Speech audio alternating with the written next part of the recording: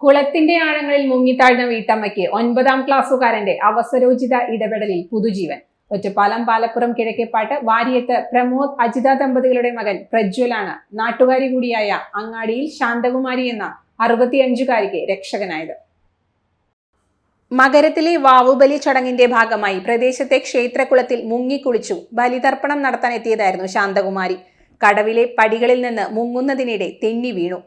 നീന്താൻ അറിയാത്ത ശാന്തകുമാരി ആഴമേറിയ ഭാഗത്തെ ചണ്ടിയിൽ കുരുങ്ങി. ഇതോടെ കരയ്ക്കടുക്കാൻ കഴിയാതെ മുങ്ങിത്താഴാൻ തുടങ്ങി. ഈടലല്ലേ അപ്പൊ ഒന്നും കൂടി അങ്ങോട്ട് ഇറങ്ങിയിട്ട് ഇങ്ങനെ ഇടാ പറഞ്ഞിട്ട് ഇറങ്ങിയതാണ്. കാല് അങ്ങോട്ട് താഴെ പോയി, പിന്നെ ഒന്നും അറിയില്ല. ഇതിനിടെയാണ് പ്രജ്വൽ വാഴയില മുറിക്കാനായി കുളക്കരയിലെത്തിയത്. പ്രജ്വലിന്റെ വീടിന് സമീപമാണ് ക്ഷേത്രവും കുളവും. സംഭവം ശ്രദ്ധയിൽപ്പെട്ട പ്രജ്വൽ കുളത്തിലിറങ്ങി ശാന്തകുമാരിയെ ശ്രമകരമായി കരയ്ക്കെത്തിച്ചു. ഇല മുറിച്ചുകൊണ്ട് കൊടുക്കുന്നു ഇവിടെ.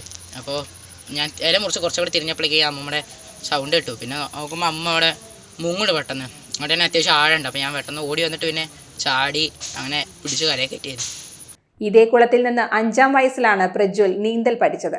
പാലപ്പുറം ലക്ഷ്മി നാരായണ നിത്യനികേതൻ വിദ്യാർത്ഥിയാണ് 14-കാരനായ Prajwal. Shoranur medical trust, Shoranur. Dot view news. കാഴ്ചകളാണ് ലോകം, കണ്ടു തുടങ്ങുക.